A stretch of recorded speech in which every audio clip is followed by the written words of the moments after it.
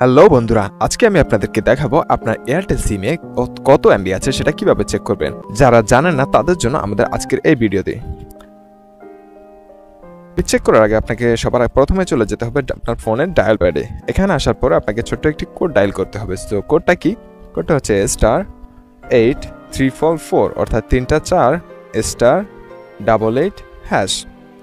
এই কোডটা উঠানোর পর আপনি সিম্পলি আপনার এয়ারটেল সিমটি সিলেক্ট করে ক্লিক করে দিবেন। ক্লিক করার সাথে সাথে আপনি এখানে দেখতে পাবেন আপনার এয়ারটেল সিমে কত এমবি অবশিষ্ট আছে।